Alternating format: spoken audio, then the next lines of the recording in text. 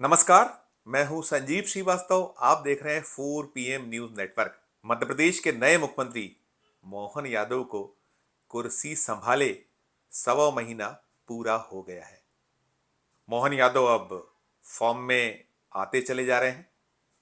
वे ताबड़तोड़ मध्य प्रदेश के दौरे कर रहे हैं।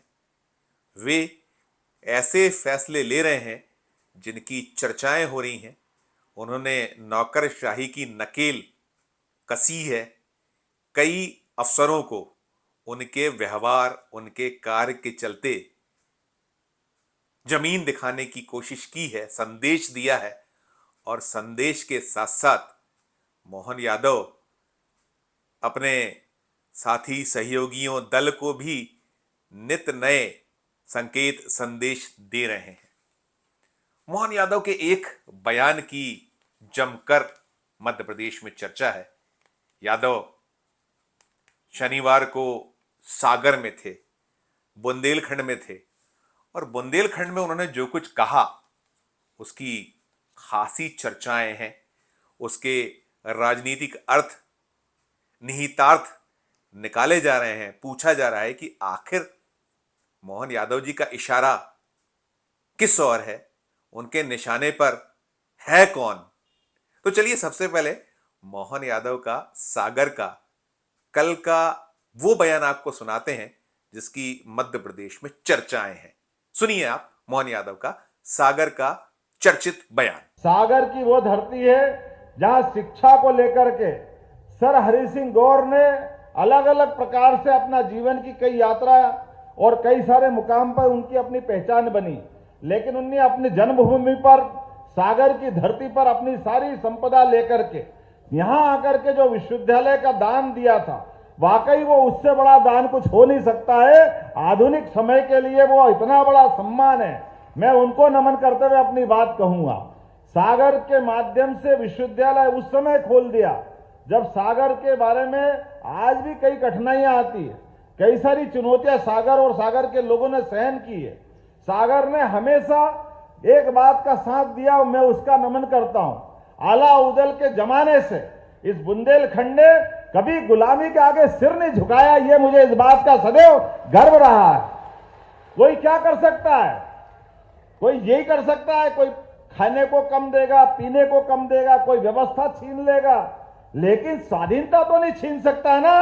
अपने खून का बलिदान देने के लिए जब बुंदेल आगे बढ़ते तो धरती डोलने लग जाती है, कंपायमान होने लग जाता है।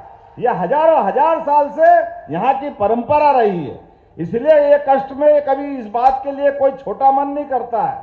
हमारे यहाँ ये व्यवस्था नहीं है, हमारे यहाँ वो व्यवस्था नहीं है, क्योंकि जो व्यवस्था को भीख में मांगते वो कोई और होंगे, वो बुंदेले नहीं हो सकते। मैं इस बात की गारंटी ले सकता हूं। जिन व्यवस्थाओं के बलबूते पर स्वाभिमान के साथ, संस्कार के साथ और आत्म बलिदान की जो आग में जलना जानते, वही हमारे बहादुर शेर बुंदेले कहलाते हैं। मुझे इस बात की प्रसन्नता है।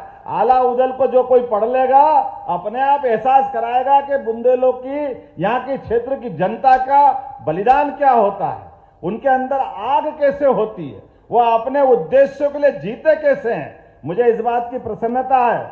यशस्वी प्रधानमंत्री का अभिनंदन करें। बिना रिफाइनरी के माध्यम से उन्होंने रोजगार की भी बड़ी संभावना अगर चालू की तो सबसे बड़ी सौगात 50,000 करोड़ की आपके इस बुंदेलखंड के अंदर दी है, इसी सागर जिले के बिना रिफाइनरी के माध्यम से। और एक नहीं, दूसरी सौगात यशस्वी प्रधानमंत्री के साथ यशस्वी पूर्व मुख्यमंत्री के लिए भी अभिनंदन करें, शिवराज सिंह चौहान जी के माध्यम से, जिनने केन बेतवा का बड़ा निर्णय कराया। मुझे इस बात की प्रसन्नता है, केन बेतवा के माध्यम से बुंदेलखंड की धरती भी पंजाब को पीछे छोड़ेगी, लहलहा के फसल के माध्यम से अपना मार्ग खुद बनाएगी, जिसके माध्यम से बड़े पैमाने पर रोजगार की जो कमी होती थी, स्वरोजगार की अपनी खुद की खेती हरी भरी करके अपना रास्ता खुद बनाएंगे। मैं इस बात के लिए प्रसन्नता और आनंद के साथ रहता हूं कि अपने इस क्षेत्र में आज के इस अवसर पर यहां पर लगभग 100 करोड़ की लागत से संत शिरोमणि रविदास जी के मंदिर का भी यही भूमि पूजन हुआ। यह भी सौभाग्यशाली धरती है। रविदास जी वो व्यक्ति है जिन्हें जीवन के कितने प्रकार के पाठ पढ़ाए, जीवन में, वो भी उस दौर में जब रविदास जी को जीवन, उनकी अपनी जीवन पद्धति और उनका व्यवसाय, कई प्रश्न उठाते थे लोग उस समय, लेकिन अपने परमात्मा पे विश्वास करके सनातन संस्कृति को धन्य करने के लिए कोई संत आगे बढ़े तो वाकई रविदास जी को नमन करने की जरूरत है। आज के इस दौर में वो विचार आज भी पूजनीय है। रविदास जी का विचार ये छोटा मोटा नहीं है। हरि का भजे सो हरि का होय, जात पात पूछे न कोई। कितना उदात्त विचार, छोटा मोटा विचार है क्या? हमारे समाज को फूट डालने के आधार पर अंग्रेजों से लेकर कई लोगों ने ऐसे ही षड्यंत्रों के बलबूते पर समाज को लड़ाते लड़ाते पता नहीं कितने कष्ट दिए। ऐसे कठिन काल में भी रविदास जी ने वो उदात्त भावना अपने पास रखी और ऐसे कई शिष्यों की मालिका खड़ी करी जिसके भरोसे उन्होंने परमात्मा में विश्वास करने के लिए अपने उद्देश्य के ले आगे बढ़े। गंगा के किनारे बैठ करके बनारस के घाट पर इतना पवित्र विचार लेके कोई चल सकता है, वो एक ही नाम होगा, वो रविदास जी का नाम से बढ़कर कोई नाम नहीं होगा। जिनके पास चित्तौड़ की महारानी भी प्रणाम करके अपने आप को धन्य मानती है, ये रविदास जी का जीवन हो सकता है। हम सब के लिए सौभाग्य की बात है। आज के इस अवसर पर यहीं पर एक और जानकारी देना चाहूंगा। यहां पर लवकुश भगवान का मंदिर भी 10 करोड़ की लागत से बनने वाला है। ये भी हमारे लिए सौभाग्य की बात है। ऐसे कई कई कारणों से सरकार तो बनती है, सरकार बनना भी चाहिए, लेकिन सरकार और सरकार में फर्क कैसा होता है, ये हमारी भारतीय जनता पार्टी की सरकार और अन्य सरकारों की तुलना करके देखा जा सकता है। माननीय यशस्वी प्रधानमंत्री के नेतृत्व में डबल इंजन की सरकार के बलबूते पे होने वाले काम और काम के जो धमक बनती है, वो धमक को बताने की जरूरत नहीं है। एक ऑर्डर करा और 25,000 माइक जमा हो गए, आपको ध्यान में आएगा। दूसरी बार हिम्मत नहीं पड़ी, दूसरी बार बोलने की जरूरत भी नहीं पड़ी। सुना आपने मोहन यादव किस अंदाज में क्या कुछ कह रहे हैं?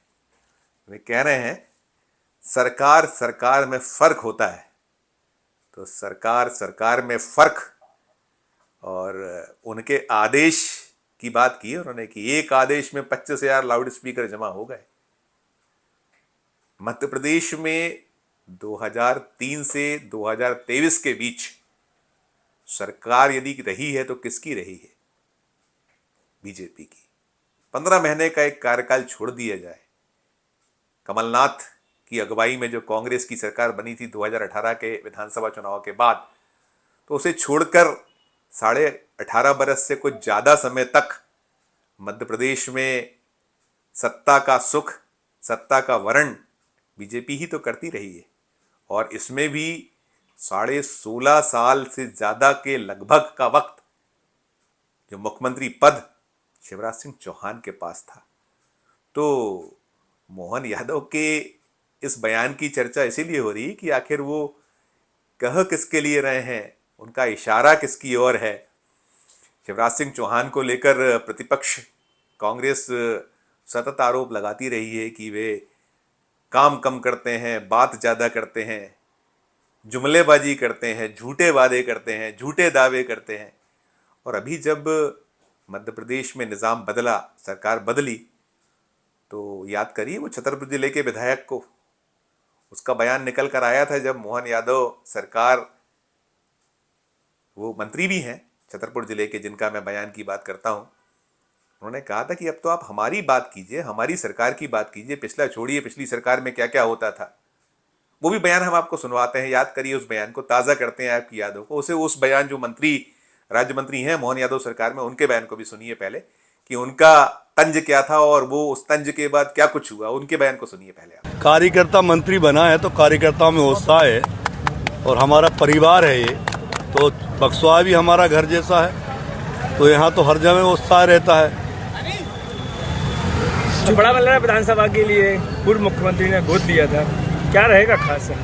अरे वर्तमान मुख्यमंत्री को देखो, पूर्व तो जाने किन किन को गोद लिए था, इसीलिए तो उनका ये परिणाम है। सिर्फ वो गोद लेते थे, करते तो कभी कुछ थे नहीं जो हमारे वर्तमान मुख्यमंत्री हैं। तो सुना, तो ये राज्य मंत्री जी का बयान था। मोहन यादव कैबिनेट के सहयोगी साथी, हालांकि वो बाद में अपने इस बयान से पलट गए। उनका भी जो बयान था उसके भी कहीं ना कहीं ये माना गया कि निशाने पर तत्कालीन मुख्यमंत्री, जिस दौर की वो चर्चा कर रहे थे, शिवराज सिंह चौहान उनके निशाने पे थे। यद्यपि बाद में वो पलट गए और बवाल हुआ जब भोपाल से लेकर मध्य प्रदेश और मध्य प्रदेश से लेकर दिल्ली तक, तो वे शिवराज सिंह चौहान के घर भी गए।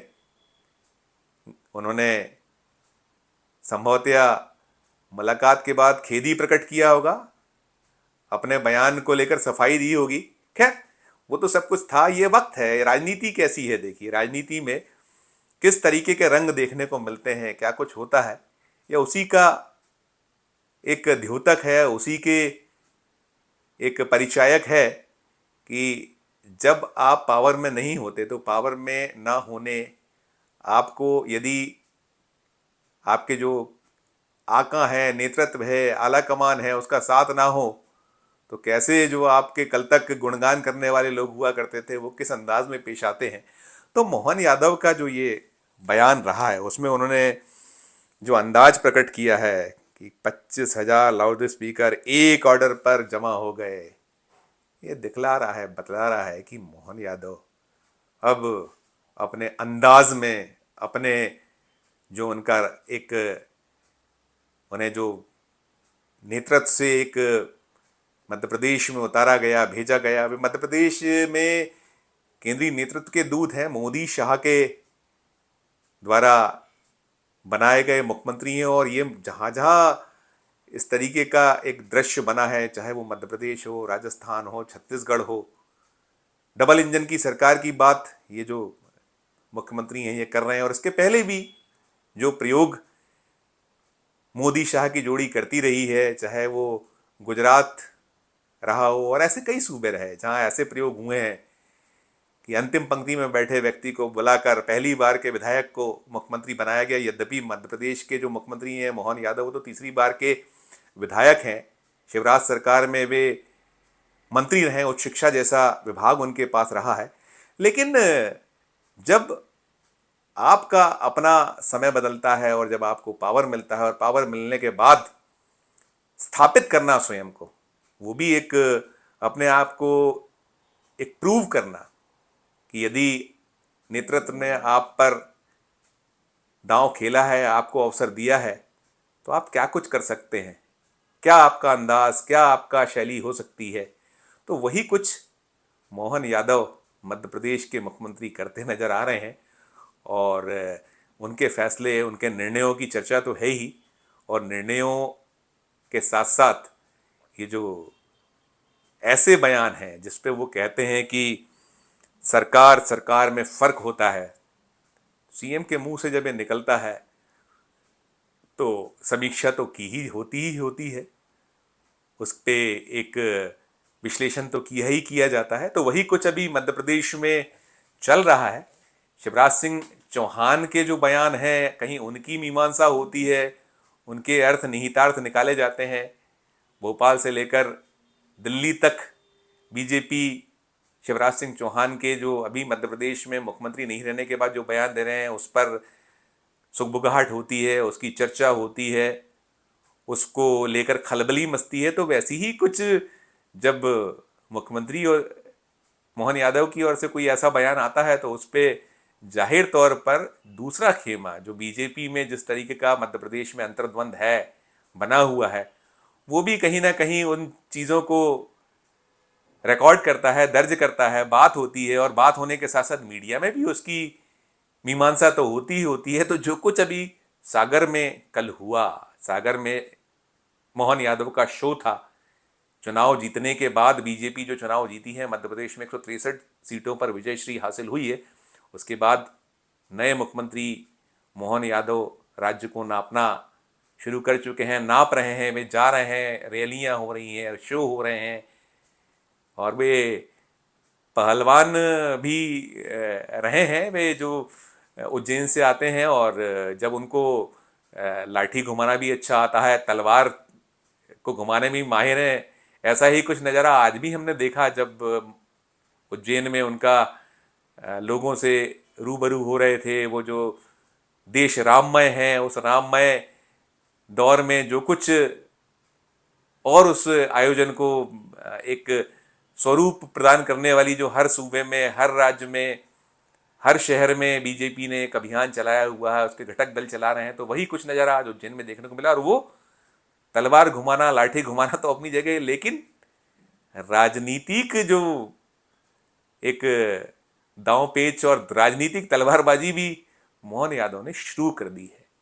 देखिए क्या जवाब आता है। अगर आएगा तो हम उससे भी आपको अवगत कराएंगे, रूबरू कराएंगे, क्योंकि राजनीति है, राजनीति में सबको अपने अपने हिसाब से अपनी बात रखने का मौका मिलता ही रहता है। और जब मौका मिलता है तो कर ही जाया करते हैं लोग कि जवाब अपना प्रेषित कर देते हैं किसी न किसी रूप में। तो क्या आता है क्या नहीं आता वो भी हम आपको अवगत कराएंगे। आज के वीडियो में फिलहाल इतना ही। हम फिर किसी नई वीडियो के साथ आपके समक्ष उपस्थित होंगे। हमारा मध्य प्रदेश का ये चैनल नया है, इसे लाइक कीजिए, इसे सब्सक्राइब कीजिए, हमारे इस वीडियो को अधिक से अधिक लोगों से शेयर भी कीजिए और हमारे वीडियो के कमेंट बॉक्स में जाकर इस वीडियो को लेकर कमेंट जरूर कीजिए। और देखते रहिए 4 PM Madhya Pradesh, 4 PM national और 4 PM हमारे अन्य राज्यों के चैनलों को। धन्यवाद, नमस्कार।